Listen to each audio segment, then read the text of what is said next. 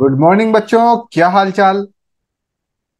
आज हम पढ़ाएंगे कैपिटल एक्सपेंडिचर और रेवेन्यू एक्सपेंडिचर के बारे में कि ये क्या बला है। तो देखिए, ये कैपिटल एक्सपेंडिचर लिखा है। आज जब आप इस वीडियो को देख लोगे तो आपको देख इसके बाद कभी कैपिटल एक्सपेंडिचर और रेवेन्यू एक्सपेंडिचर में कभी भी कोई डाउट नहीं रहेगा। तो कैपिटल एक्सपेंडिचर होता क्या है? तो ऐसे खर्च, एक्सपेंडिचर मतलब होता है खर्च। तो ऐसा खर्च जो भविष्य में लाभ देने के लिए प्रयोग किया जाता है, जो एक से अधिक अकाउंटिंग पीरियड के लिए यूज होता है। तो देखो, खर्चे दो टाइप के होते हैं। एक होते हैं कैपिटल एक्सपेंडिचर, जिसको हम बोलते हैं पूंजीगत खर्च। एक होता है रेवेन्यू एक्सपेंडिचर। आयगत खर्चे ऐसे खर्चे होते हैं जो सिर्फ एक अकाउंटिंग पीरियड तक रिलेट करते हैं। एक अकाउंटिंग पीरियड क्या हो सकता है? मान लो एक अकाउंटिंग पीरियड हमारा स्टार्ट हो रहा है 1 अप्रैल से 31 मार्च। ये है हमारा एक अकाउंटिंग पीरियड, ठीक है। तो जो एक अकाउंटिंग पीरियड से स्टार्ट होते हैं, 1 अप्रैल से 31 मार्च, माना हमने ये अकाउंटिंग पीरियड है। और ये है 2014 का अकाउंटिंग पीरियड। तो जो एक अकाउंटिंग पीरियड से संबंधित हो उन्हें बोलते हैं आयगत खर्चे। और जो हमारे एक से अधिक, more than one accounting period से संबंधित होते हैं उन्हें बोलते हैं पूंजीगत खर्च। तो जैसे मान सकते हो, एक अकाउंटिंग पीरियड 2014 का भी था, एक 2015 का भी था, ठीक है। तो ये कैपिटल एक्सपेंडिचर होता है। अब एक और चीज याद रखो, कैपिटल एक्सपेंडिचर में भारी पैसा इन्वेस्ट किया जाता है। मतलब ऐसा पैसा जिसे हम लोग जैसे मशीन खरीदी, ठीक है, या कॉपीराइट की या पेटेंट की पेमेंट की, तो एक बड़ा सा अमाउंट रखा जाता है ताकि उससे हमें आगामी आने वाले वर्षों में लाभ मिल सके। तो उसे बोलते हैं कैपिटल एक्सपेंडिचर। रेवेन्यू एक्सपेंडिचर होता है कि जिस साल का है उसी साल ही लाभ मिलके खत्म हो जाए, तो उसे बोलते हैं revenue expenditure. Capital expenditure profit को बढ़ाता है, लिखा है ना, प्रॉफिट को बढ़ाता है, बेनिफिट को। और जो रेवेन्यू एक्सपेंडिचर होता है ये इनकम को बढ़ाता है, उस साल की जो इनकम होती है उसको ये बढ़ाता है, रेवेन्यू एक्सपेंडिचर। इतना आपको समझ में आ गया? अब आगे देखते हैं। ये कई सारे मैंने यहाँ पे एग्जाम्पल्स लिख के रखे हैं, तो ये सारे एग्जाम्पल को आप एक एक करके पढ़ लो। तो इससे क्या होगा, आपके डाउट आज मैं क्लियर कर देता हूँ। क्योंकि बच्चों को ये दिक्कत होती है कि कैपिटल एक्सपेंडिचर क्या होता है और रेवेन्यू एक्सपेंडिचर क्या होता है, समझ में भी आ जाता है लेकिन जब क्वेश्चन करते हैं तो आंसर गलत हो जाता है। तो कैपिटल एक्सपेंडिचर में जैसे एग्जाम्पल लिखा है, स्थायी संपत्ति की गुणवत्ता मात्रा क्षमता। तो स्थायी संपत्ति क्या होती है? Fixed assets. तो फिक्स्ड एसेट्स पे होती है कैपिटल एक्सपेंडिचर, क्योंकि वो मोटा होता है, उसमें खर्च काफी लगता है। जैसे माना गया कि कोई क्वांटिटी खरीदी गई स्थायी संपत्ति के लिए, बढ़ाने के लिए हमने कोई कोई क्वांटिटी खरीदी, या कोई क्वालिटी खरीदी, या फिर कैपेसिटी बढ़ाई माल का प्रोडक्शन करने के लिए। आप ये समझो, इसका मतलब पहली रंग का मतलब है कि आपको उत्पादन बढ़ाना था, प्रोडक्शन। तो आपने प्रोडक्शन बढ़ाने के लिए आपने क्या किया? माल की गुणवत्ता आपने ठीक की, क्वालिटी ठीक की, क्वांटिटी और बेहतर की, कैपेसिटी और अच्छी बनाई ताकि और ज्यादा प्रोडक्टिविटी हो सके। तो ये सब में जो भी खर्चा होता है उसे बोलते हैं कैपिटल एक्सपेंडिचर। फिर दूसरे में लिखा है अंशों के निर्गमन पर खर्च। अंश क्या होते हैं? तो अंश होते हैं, उनको इंग्लिश में बोलते हैं शेयर। ये कंपनी का पूरी पूंजी के बहुत छोटे से हिस्से को बोलते हैं अंश। जैसे पूंजी है, मानो 100 रुपए की पूंजी है, तो इसके 100 हिस्से कर दिए गए, 100 जब पार्ट किए गए तो एक पार्ट को बोलेंगे शेयर। इस तरीके से हर एक पार्ट को, एक एक पार्ट को शेयर बोलते हैं। तो लिखा है कि जो ये शेयर इशू करते हैं इसमें भी खर्च आता है, बिल्कुल सही है। क्योंकि देखो, पहले एडवर्टाइजमेंट करना पड़ता है कि हाँ मैं बहुत अच्छी कंपनी हूँ, मैं जनता के पास जा रही हूँ, जनता से रुपए मांग रही हूँ, तो एडवर्टाइजमेंट करना, तो वो उसमें काफी खर्च आता है। इसके बाद शेयर लिस्ट करने होते हैं, सेबी के पास जाना पड़ता है परमिशन लेने के लिए, मार्केट में लिस्ट करवाना होता है, इसमें भी काफी खर्च आता है। तो ये खर्च को किस में दिखाते हैं हम लोग? तो फिर दिखाते हैं कैपिटल एक्सपेंडिचर में। अब क्यों दिखाते हैं? क्योंकि देखो, शेयर हर साल कोई कंपनी इशू नहीं करती है, वो कभी कभी इशू करती है। और जब कभी कभी इशू होते हो तो उसे बोलते हैं हम लोग कैपिटल एक्सपेंडिचर। आप याद रखो एक चीज और, कि कैपिटल एक्सपेंडिचर और पूंजी और रेवेन्यू एक्सपेंडिचर में क्या एक अंतर होता है। एक अंतर तो ये आपको समझ में आ गया कि जो कैपिटल एक्सपेंडिचर होता है उसमें ज्यादा पैसा चाहिए होता है, खूब सारा पैसा होना चाहिए, खूब सारा पैसा। और रेवेन्यू में जरा सा पैसा होना चाहिए। दूसरी चीज है, कैपिटल एक्सपेंडिचर जो बहुत कम बार यूज होता है, मतलब बहुत कम बार होता है, जैसे एक डॉट इतना। और रेवेन्यू एक्सपेंडिचर बार बार होता रहता है खर्चा, उसे बोलते हैं रेवेन्यू एक्सपेंडिचर। तो अंशों का जो निर्गमन किया, अंश इशू किए, तो ये आप खुद सोचो कि हर बार करते हैं, हर साल नहीं होता ऐसा, कंपनी कभी कभी करती है, इसलिए ये पूंजीगत खर्चा हो गया। फिर लिखा है ऋण पत्रों के शोधन पर प्रीमियम। तो देखो, शोधन का मतलब क्या होता है? रिडम्पशन। रिडम्पशन को और छोटा बोलें तो रिडम्पशन का मतलब होता है बाई बैक, वापस खरीदना, उसको बोलते हैं हम लोग रिडम्पशन। तो यहाँ पे लिखा है ऋण पत्रों के शोधन पर premium, premium on redemption of debenture. अब ऋण पत्र के बारे में थोड़ा बताता हूँ। ऋण पत्र क्या होता है? जैसे कंपनी को जब पैसे की जरूरत होती है, तो कभी कभी कंपनी क्या सोचती है कि चलो मैं बैंक से लोन ले लूंगी, जनता से लोन लेती हूँ। तो जनता को वो डिबेंचर इशू कर देती है, वो कहती है कि मैं आपको 10% हर साल फिक्स्ड इंटरेस्ट दूंगी। तो इसमें मिलता है इंटरेस्ट। अब मानो कि एक टाइम पूरा हो गया, ठीक है, एक जब टाइम पूरा होने के बाद उसको वापस से हम लोग वो खरीद लेती कंपनी, तो खरीदने को बोलते हैं रिडम्पशन। अब वो खरीद कितने में रही है? एक डिबेंचर था 100 रुपए का, खरीद रही है 110 में। तो ये जो 10 रुपए एक्स्ट्रा ये पे कर रही है, इसको भी हम कैपिटल एक्सपेंडिचर में दिखाते हैं, क्योंकि पूंजीगत खर्चा होता है ये।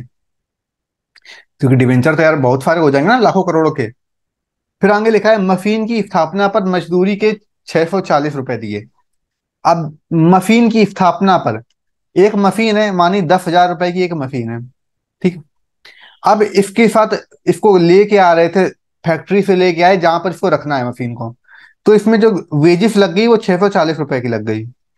तो अब मशीन की टोटल कॉस्ट क्या होगी? तो वो हो दस जाएगी हजार 10,640। 10,640 ये हो गई मशीन की कॉस्ट।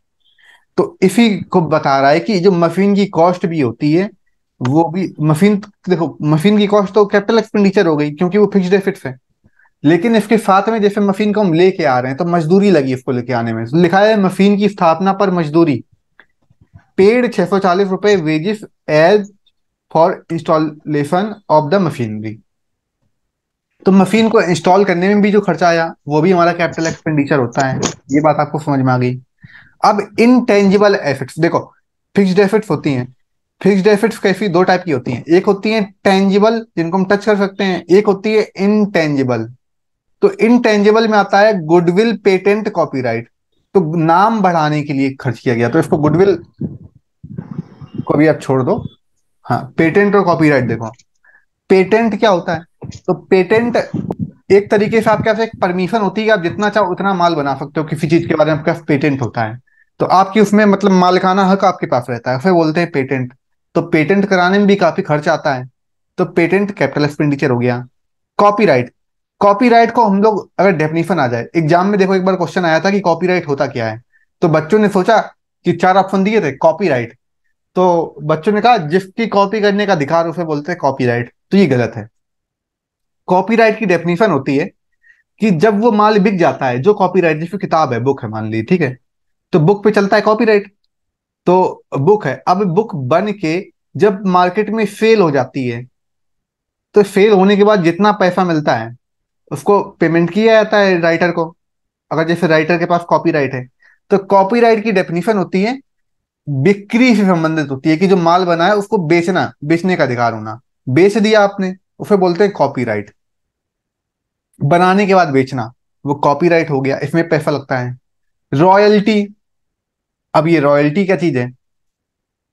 तो रॉयल्टी भी एक तरीके से आप ये समझ सकते हो, एक हक दे देना, किसी को मालिकाना हक दे देना कि आपकी ये रॉयल्टी है, यहाँ पे आप काम करो, इसके लिए पैसा खर्च करना पड़ता है। तो ये भी कैपिटल एक्सपेंडिचर हो गया। आगे पे लिखा है संचालन में मितव्यता लाने के लिए किए गए खर्च, expense incurred to being economy in operation. बोल रहा है कि संचालन में जो काम जैसे हो रहा था, फैक्ट्री में काम हो रहा था, फैक्ट्री में, अब फैक्ट्री में काम हो रहा था और यूनिट बन रही थी डेली की 10,000। अब हमने क्या सोचा कि जो ये इसको और अच्छे से प्रिपेयर कर सकें, यहाँ से यूनिट बन के फिर जाती हैं, ट्रांसपोर्ट होती हैं, कुछ गड़बड़ रहता है। तो मैंने सोचा कि फैक्ट्री में 10,000 बनी है, तो यहाँ पे मैं एक रख दूं मैनेजर को, जिसका काम ये है कि जितना माल जा रहा है ट्रकों में, वैन में लद के, उसको सही से ये लोग लदवा सके। फिर जो ये जैसे 8 ट्रक हैं, माना 1 2 3 4 5 6 7 8, ये 8 ट्रक हैं। अब इनके लिए मैं एक अलग से आदमी रख लूं, इसे बोल दूं मैं सुपरवाइजर, जिसका काम क्या होगा, ये 8 ट्रक को सुपरवाइज करना कि ये सही टाइम पर डिलीवरी कर रहे हैं। जब इस तरीके से तो इसमें खर्चा आता है पूरा अच्छे से बनाना, पूरी ऑपरेशन को बहुत अच्छा बनाना। तो इसीलिए लिखा है संचालन में मितव्यता लाने के लिए, मतलब कि अपने ऑपरेशन को इतना फ्रेंडली बना दो कि आपके लिए आसान हो। तो इसमें जो भी खर्च होता है, काफी खर्च होगा तो वो कैपिटल एक्सपेंडिचर हो गया। फिर लिखा है अतिरिक्त उपकरण की लागत, कॉस्ट ऑफ एडिशनल इक्विपमेंट। अब अतिरिक्त उपकरण क्या होते हैं? तो अतिरिक्त उपकरण ये आप समझो, जैसे मशीन थी, मशीन हमारी होती है फिक्स्ड एसेट्स, और इसे बोलते हैं हम लोग पूंजीगत खर्चे में आते हैं क्योंकि काफी काफी पैसा लगता है मशीन खरीदने में, कैपिटल एक्सपेंडिचर हो गई। अब मशीन है, मशीन में और जरूरत हमको पड़ रही है और एडिशनल इक्विपमेंट की। वो क्या हो सकते हैं इक्विपमेंट?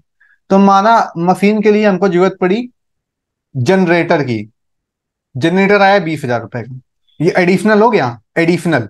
तो एडिशनल इक्विपमेंट में आ गया जनरेटर, तो इसे बोल देंगे कैपिटल एक्सपेंडिचर। फिर आगे लिखा है कार्यशील पूंजी की आवश्यकता को कम करने हेतु किए गए व्यय, expenses incurred to reducing working working capital requirement. इसमें लिखा है कार्यशील पूंजी की आवश्यकता को कम करने के लिए किए गए व्यय। तो कार्यशील पूंजी का मतलब होता है वर्किंग कैपिटल। वर्किंग कैपिटल का फॉर्मूला होता है, ये फॉर्मूला होता है वर्किंग कैपिटल का, करंट एसेट्स माइनस का करंट लायबिलिटी।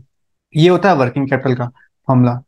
तो यहाँ लिखा था वर्किंग कैपिटल की आवश्यकता को कम करने के लिए।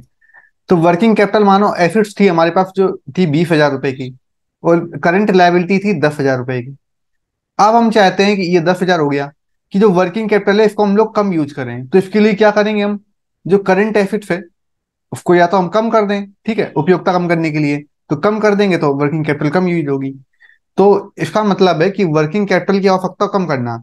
आप चाहते हो कि आपकी जो ऑपरेशन है, जो ऑपरेशन आप चला रहे हो, बिजनेस चला रहे हो, ऑपरेशन चलाने में जो भी खर्च आ रहा है आप चाहते हो खर्च को कम करना। तो खर्च को कम कैसे कर सकते हो?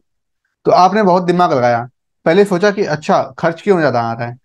खर्च इसलिए ज्यादा आ रहा है क्योंकि वर्कर ट्रेंड नहीं है, ठीक, तो वर्कर को पढ़ा दिया, A for apple B for ball पढ़ा दिया। मतलब इसका है कि इनको बहुत अच्छे से ट्रेंड कर दिया। दूसरी चीज क्या है?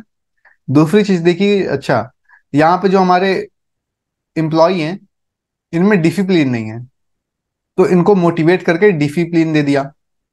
फिर देखा आगे क्या दिक्कत है, आगे फिर देखा कि हमारे जो एम्प्लॉय हैं वो कस्टमर फ्रेंडली नहीं हो पा रहे हैं। कस्टमर फ्रेंडली मतलब कि कस्टमर्स के साथ बहुत अच्छे से रिलेशन नहीं बना पा रहे हैं। तो उनको अच्छे से समझाया, उनको जब ट्रेनिंग दी, तो ऐसे करके धीरे धीरे चीजें आपने बहुत अच्छे से बनाया। जब आपने सिस्टम बहुत अच्छा बना लिया तो पहले ज्यादा खर्च हो रहा था पैसा, तो अब कम खर्च होने लगा। तो देखिए ये भी हमारा कैपिटल एक्सपेंडिचर में आ गया, क्योंकि इसके लिए आपको पूरा एक स्ट्रक्चर बनाना पड़ेगा। तो स्ट्रक्चर की बात कहता है, तो जैसे ये ऑप्शन था वैसे ही ये वाला ऑप्शन है, कोई अंतर नहीं है 7वें और 9वें में। फिर आगे आता है मशीन खरीदने पर किया गया खर्च, आयात लागत। तो मशीन खरीदने पर किया गया खर्च, अभी आपको मैंने बताया था, यहाँ पे लिखा था कि मशीन की स्थापना पर 640 रुपये मजदूरी दी। मशीन थी 10,000 रुपए की, 640 रुपये मजदूरी दी, तो मशीन कितने की होगी? 10,640 की होगी। तो यहाँ पे लिखा है import cost incurred on purchase of machinery, कि मशीन खरीदने पर भी जो भी लागत लगी, तो कितनी लागत लगी? तो मान लिया हमने 10,000 रुपए की मशीन थी, अगर आपको कैरेज एक भी नहीं लगा तो 10,000 रुपए की लागत आ गई सीधे कैपिटल एक्सपेंडिचर में। अगर उसमें कुछ और एडिशनल खर्च हुए हैं तो वो भी हमारे जुड़ के आ जाएगा कैपिटल एक्सपेंडिचर में। ये लिखा है वितरण लागत, इसको बोलते हैं डिस्ट्रीब्यूशन कॉस्ट। तो वितरण लागत क्या होती है? वितरण लागत का मतलब होता है कि जब आप माल की, गुड्स की डिलीवरी करोगे, तो जब डिलीवरी की जाती है तो डिलीवरी करने में जो भी खर्च आता है डिलीवरी पार्टनर को देना पड़ता है, तो वो हमारा आता है कैपिटल एक्सपेंडिचर में। ये सारे खर्च आ गए पूंजीगत खर्चों में। और आयगत खर्च क्या होते हैं? तो आयगत खर्च होते हैं, इसकी सिंपल डेफिनेशन होती है, पूंजीगत एक से अधिक अकाउंटिंग पीरियड के लिए होते हैं, आयगत सिर्फ एक अकाउंटिंग पीरियड के लिए होता है। ये भविष्य के वो लाभ देते हैं, जो हमारे रिवेन्यू एक्सपेंडिचर होते हैं, आयगत व्यय, वो वर्तमान प्रेजेंट को लाभ देते हैं। ये सिंपल सा अंतर है।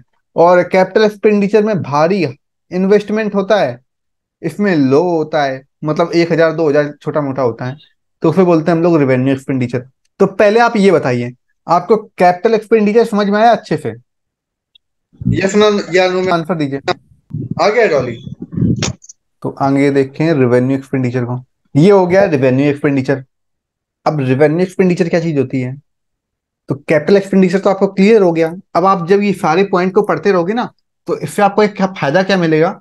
हर एग्जाम में एक दो क्वेश्चन आते हैं और इनसे बाहर आएंगे नहीं, क्योंकि मैंने कई सारी बुक देख के जो भी अच्छे पॉइंट थे मेरे सारे सारे लिख डाले हैं। तो रेवेन्यू एक्सपेंडिचर का मतलब होता है जो सिर्फ एक अकाउंटिंग पीरियड से संबंधित हो, सेम अकाउंटिंग पीरियड, और ये क्या करते हैं, करंट ईयर में लाभ देते हो, उसे बोलते हैं रेवेन्यू एक्सपेंडिचर। और रेवेन्यू एक्सपेंडिचर क्यों कहते हैं हम लोग? लगातार खर्च जो होते हैं, कॉन्टिन्यूअस जो खर्च होते हैं, जो लगातार खर्च होते हैं उसे बोलते हैं रेवेन्यू एक्सपेंडिचर। अब वो लगातार खर्च क्या होते हैं? जैसे लिखा है रेंट सैलरी कमीशन, तो रेंट के बाद कॉमा करो, सैलरी के बाद कॉमा करो। तो रेंट सैलरी कमीशन का मतलब होता है रेंट। अगर आपका ऑफिस है, आपको किराया देना ही पड़ेगा, तो वो हर महीने देना पड़ेगा, तो साल में आप 12 बार दोगे। एम्प्लॉय की सैलरी हर महीने दोगे, तो वो भी कई बार यूज होता है। कमीशन, माल आपको बेचना है, तो लोग जो बिचवा रहे हैं डिस्ट्रीब्यूटर, तो उनको आपको कुछ 2-3-4% कमीशन देना पड़ेगा, वो भी आपको बराबर देना पड़ेगा। तो कॉन्टिन्यूअस प्रोसेस है, बराबर जो देना पड़ेगा उसे बोलेंगे रेवेन्यू एक्सपेंडिचर। तो रेंट सैलरी कमीशन ही बराबर देना पड़ता है, तो रेवेन्यू हो गया। फिर लिखा है पैसे की चोरी होना। ये पॉइंट बढ़िया है, लोग कंफ्यूज, पैसे की चोरी हुई, अब इसे क्या रखें? तो ध्यान रखो बच्चों, इसमें ये नहीं दिया है कि पैसे की कितनी चोरी हुई, क्या हुआ। तो पैसे की चोरी हुई। अब आप ये बता सकते हो पैसे की चोरी कब हुई होगी? मानते हैं कल किसी के यहाँ पैसे की चोरी हुई है किसी बिजनेस में, तो कल हुई है जो चोरी, तो वो हमारा करंट ईयर में ही हुई है ना। ऐसा तो है नहीं कि उसका लाभ हर साल मिलेगा, मतलब कि हर साल चोरी होगी ऐसा तो जरूरी नहीं है ना। तो करंट ईयर में हुई है इसलिए रेवेन्यू एक्सपेंडिचर हो गया। अब अगर वो बात अलग है कि चोर से सेटिंग हो कि हर साल तुम चोरी करो, तो वो कैपिटल एक्सपेंडिचर हो जाएगा। लेकिन ऐसा होता नहीं है ना, क्योंकि हमारे यहाँ पुलिस भी होती है, तो वो रेवेन्यू एक्सपेंडिचर हो गया।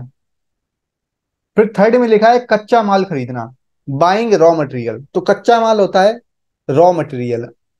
रॉ मटेरियल क्या होता है? जैसे कोई कंपनी है जो बनाती है जूते। अब जूते बनाने वाली एक कंपनी का नाम लिखते हैं रिबॉक। रिबॉक को सब जानते हैं। कहीं कहीं पे लिखा होता है रिबूक, तो रिबूक वो लोकल कंपनी होती है। रिबॉक की बात करते हैं, रिबॉक चलता है, एडिडास चलता है, ये जूते बनाते हैं। तो ये लोग क्या करते हैं?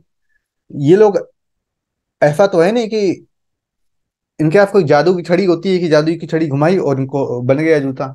तो इसके लिए इनको रॉ मटेरियल खरीदना पड़ता है। अब रॉ मटेरियल के लिए लेदर लेना पड़ता है। लेदर मिलता कैसे है?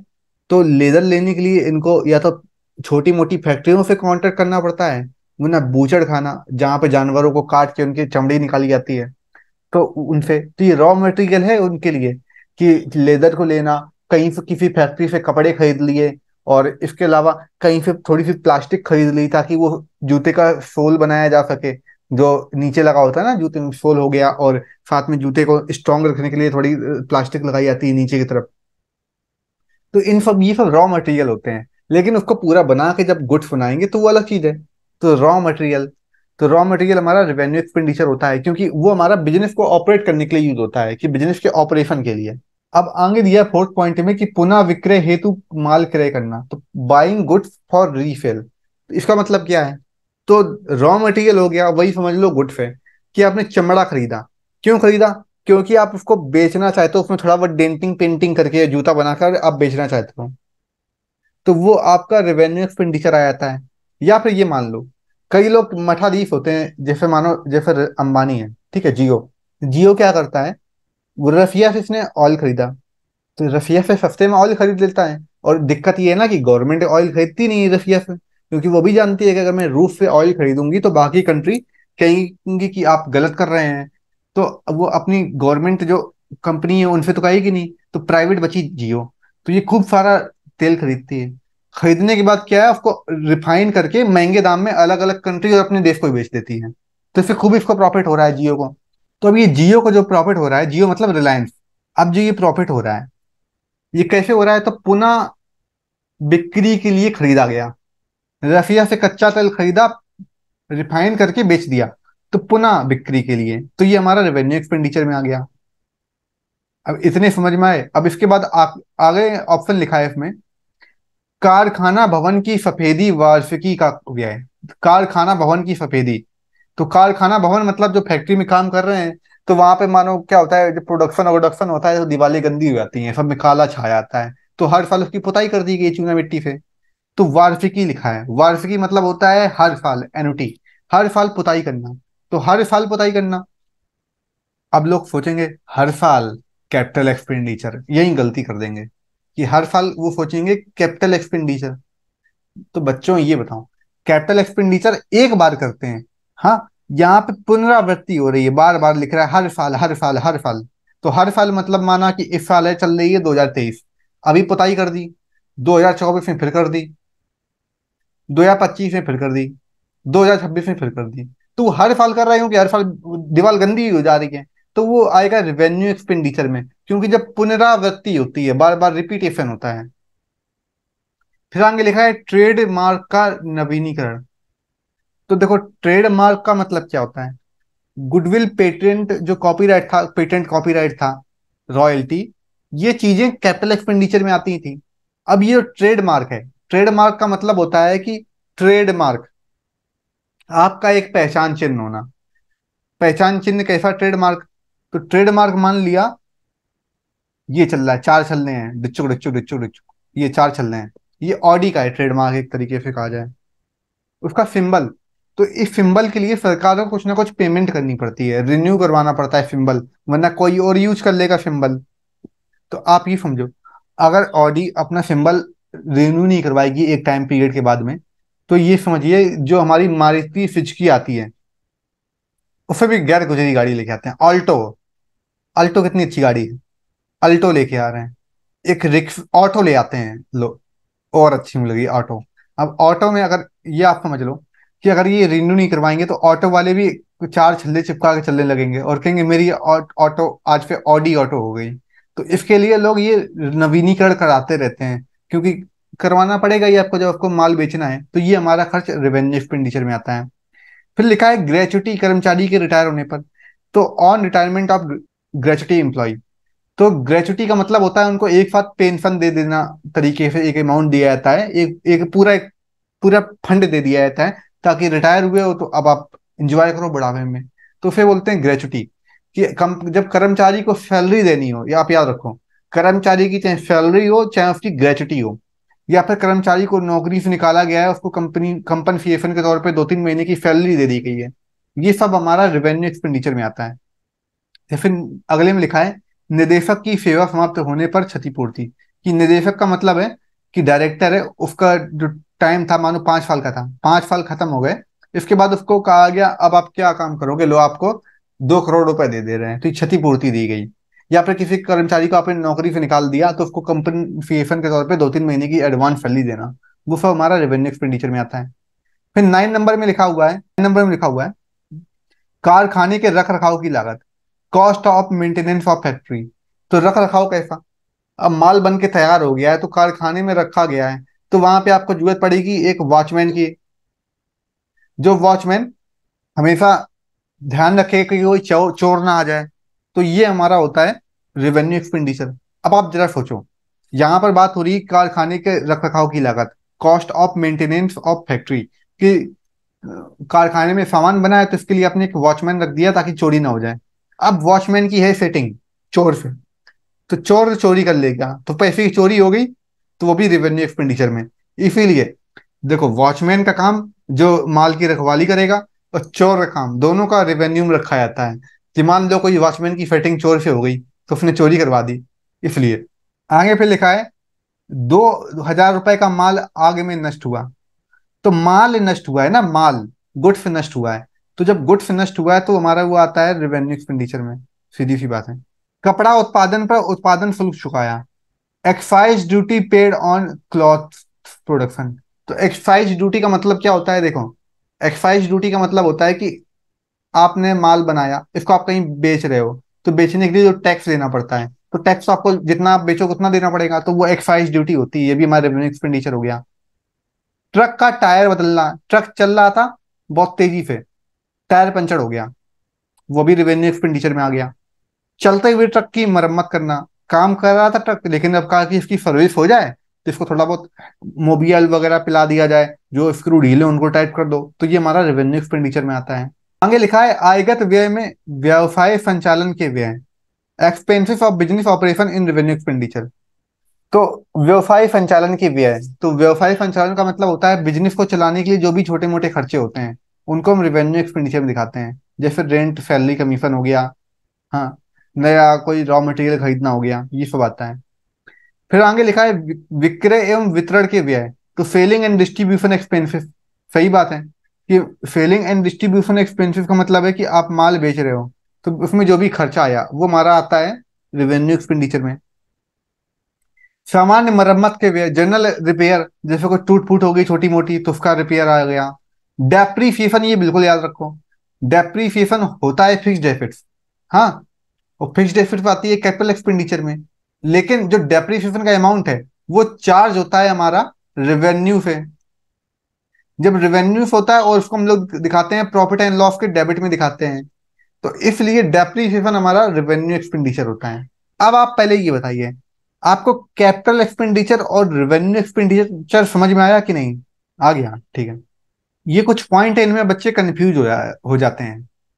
अभी 5 मिनट में क्लास अपने आप क्लोज हो जाएगी, तो दोबारा से आप ज्वाइन कर लेना। जैसे लिखा है, पहले केस में लिखा है, ये केस है, इन सभी का हम लोग पढ़ेंगे, केस स्टडी पढ़ेंगे।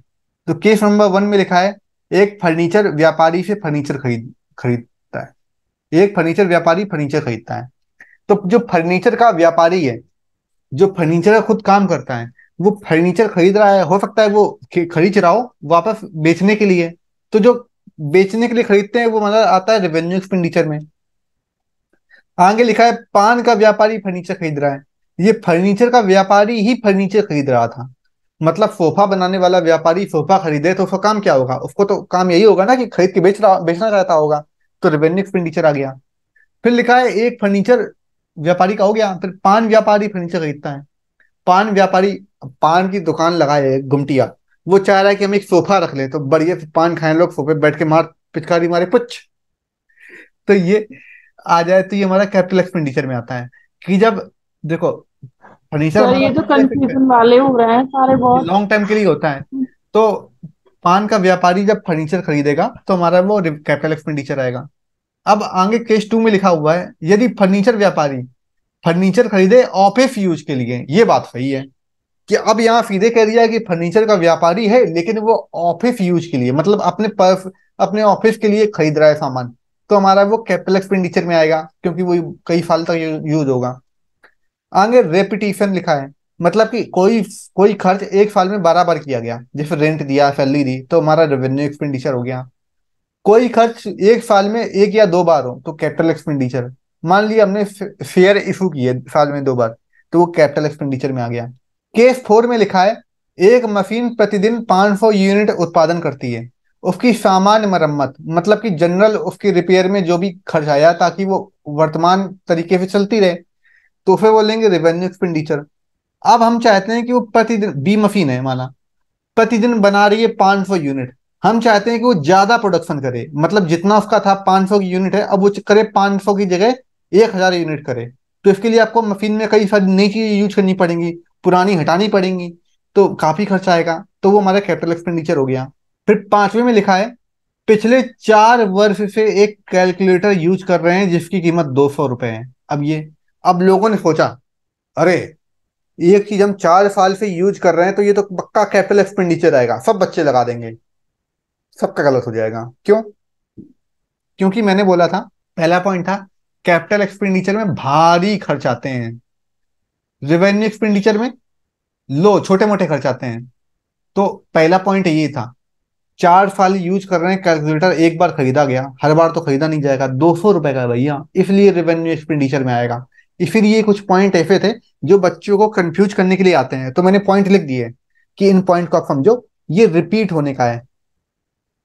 इसे रिपीट होते हैं कि जैसे एक एक साल में 12 बार चीज खरीदना तो रेवेन्यू हो गया, एक साल में सिर्फ 1 या 2 बार खरीदना तो कैपिटल एक्सपेंडिचर। ऐसे ही क्वेश्चन आते हैं घुमा घुमा के, बच्चे कंफ्यूज हो जाते हैं।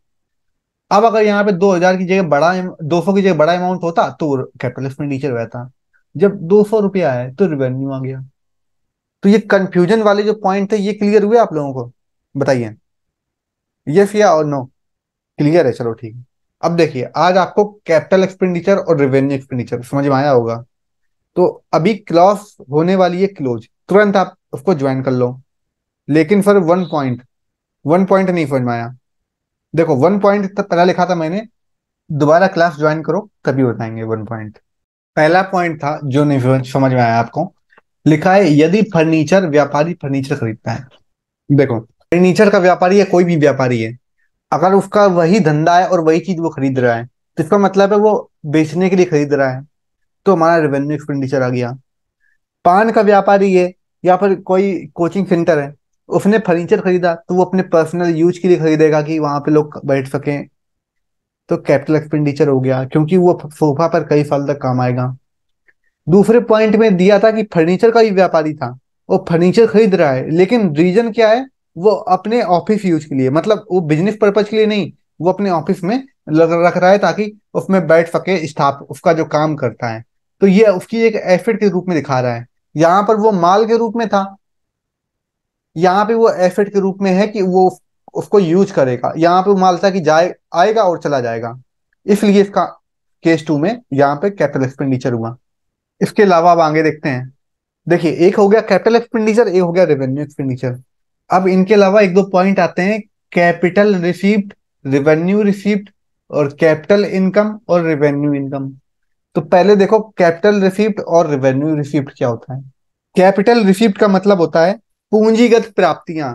तो ऐसी प्राप्तियां जो व्यवसाय के वर्तमान संचालन से संबंधित ना हो, उसे बोलेंगे हम लोग पूंजीगत प्राप्तियां। और रेवेन्यू एक्सपेंडिचर का मतलब होता है जो वर्तमान संचालन से संबंधित हो, उसे बोलेंगे पूंजीगत, उसको बोलेंगे आयगत प्राप्तियां, रेवेन्यू एक्सपेंडिचर, आयगत प्राप्ति। पहला लिखा था यहाँ पे, हम पढ़ा रहे हैं पहले पूंजीगत प्राप्ति, कि अंश निर्गमन पर प्राप्त कमीशन। आप शेयर आपने इशू किए हैं और आपको कमीशन मिला है, तो ये मानते हैं कि आप ऐसी कंपनी हो जो दूसरी कंपनियों के शेयर इशू करवाती हो, तो आपको हर कंपनी 2-3% का कमीशन देती है, तो वो कमीशन हो गया हमारा कैपिटल रिसीप्ट, क्योंकि हमको पूंजी मिली है, रिसीव हुई है। बैंक लोन, आपको लोन चाहिए था, बैंक ने लोन दे दिया।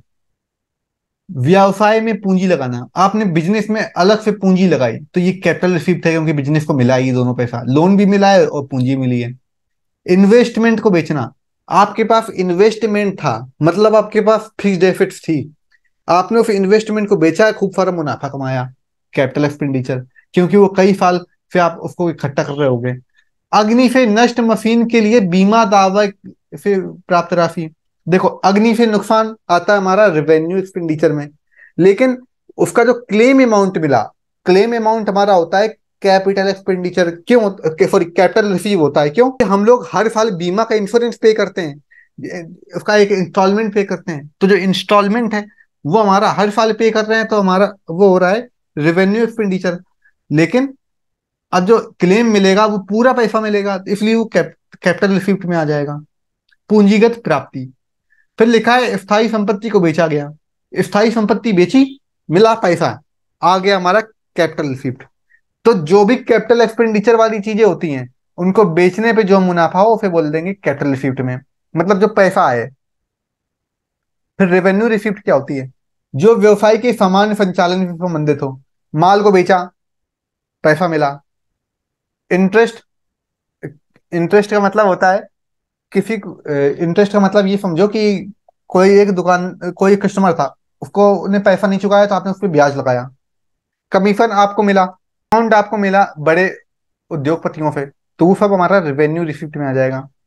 इन्वेस्टमेंट फिर लाभांश मिला, मतलब है आपने भी इन्वेस्टमेंट किया था, यहाँ इन्वेस्टमेंट बेचा था, तो जब इन्वेस्टमेंट बेचोगे तो फिर वो हमारा कैपिटल रिसिप्ट होगा। लेकिन उस पर जो डिविडेंट मिलता है, तो डिविडेंट हो सकता है आपको हर साल मिल रहा हो, या फिर कभी मिल रहा हो, कभी कभी मिल रहा हो, लेकिन डिविडेंट हम लोग पे किस पे करते हैं, तो प्रॉफिट, कंपनी प्रॉफिट से डिविडेंट पे करती है जब उसको लाभ होता है। तो प्रॉफिट मतलब रेवेन्यू करंट ईयर का, जब करंट ईयर का होगा, इसलिए वो रेवेन्यू रिसिप्ट हो गया, क्योंकि रेवेन्यू मतलब होता है करंट ईयर के लिए। वर्ष के दौरान बैड डेब्ट की वसूली होना, देखो बैड डेब्ट हमारा कैपिटल एक्सपेंडिचर नहीं होता है, रेवेन्यू एक्सपेंडिचर होता है बैड डेब्ट। अब बैड डेब्ट का जो पैसा मिला है, वसूल हुआ है, तो रिसीव होना, तो आ गया यहाँ पर। विनियोग पर मिला ब्याज, इन्वेस्टमेंट आपने किया था उस पर आपको इंटरेस्ट मिला है, तो इंटरेस्ट मिला है। तो वो हमारा इंटरेस्ट रिसीव होगा रेवेन्यू एक्सपेंडिचर में। अगर इन्वेस्टमेंट आप बेच दोगे तो कैपिटल, मतलब सॉरी, जब आपको इन्वेस्टमेंट से इंटरेस्ट मिलेगा तो वो रेवेन्यू रिसिप्ट होगी, और जब आप इन्वेस्टमेंट बेच दोगे तो वो कैपिटल रिसिप्ट हो जाएगी। अब आप ये बताइए, आपको कैपिटल रिसिप्ट और रेवेन्यू रिसिप्ट समझ में आया? आ गया मतलब। इसके बाद फिर आता है कैपिटल इनकम, रिवेन्यू इनकम, ये दो चीजें। तो कैपिटल इनकम का मतलब है कि जब पूंजी, जब आपने ये पेज बचाया इसके बाद खत्म हो जाएगा हमारा कैपिटल एक्सपेंडिचर। तो लिखा है यहाँ पे कैपिटल इनकम का मतलब होता है जो पूंजीगत आय होती है, जो स्थायी संपत्ति है उसको बेचा तो फिर आपको इनकम हुई। तो ये समझो मशीन को बेचने पे इनकम। तो मशीन को जब आपने बेचा तो पैसा मिलना, तो पूंजीगत प्राप्ति। और लाभ मिलना, पूंजीगत आय। मतलब सीधी बात है। देखो, पूंजीगत प्राप्ति, पूंजीगत आय, कोई अंतर नहीं होता है। बस अकेले ऐसे पॉइंट बना दिया तो हमने लिख दिया है। तो जो पूंजीगत प्राप्ति होगी वही पूंजीगत आय होगा, बस सीधा बात समझो। अंशों के हरण पर लाभ होना, लाभ हुआ है या मशीन को बेचने पे लाभ हुआ है, स्थायी संपत्ति को बेचने पे लाभ हुआ है, तो कुछ भी बेचना पड़े लाभ हो उसे बोलेंगे हम लोग कैपिटल इनकम। और जब बेचने पे हमको पैसा मिला हो तो मिलने को बोल देंगे कैपिटल रिसिप्ट, और मुनाफा हुआ तो कैपिटल इनकम। वैसे रेवेन्यू में होता है। रेवेन्यू इनकम में देखो, रेवेन्यू का मतलब है रेवेन्यू मिला तो रेवेन्यू रिसिप्ट, और रेवेन्यू पे जो मुनाफा हुआ वो रेवेन्यू इनकम। जैसे रेंट आपको मिला, प्रॉफिट हुआ सामान को बेचने पे, डिस्काउंट, बट्टा ब्याज प्राप्त होना, डिस्काउंट मिलना, बट्टा मिलना प्रति वर्ष बैलेंस शीट पे, राइट ऑफ, हाँ। ये चौथा पॉइंट है इसका बच्चों। ये चौथा पॉइंट रेवेन्यू इनकम का नहीं है, ये डिफर्ड रेवेन्यू एक्सपेंडिचर का पॉइंट है। वो गलती से मैंने ऊपर लिख दिया है। तो पहले देखो डिफर्ड रेवेन्यू एक्सपेंडिचर क्या होता है।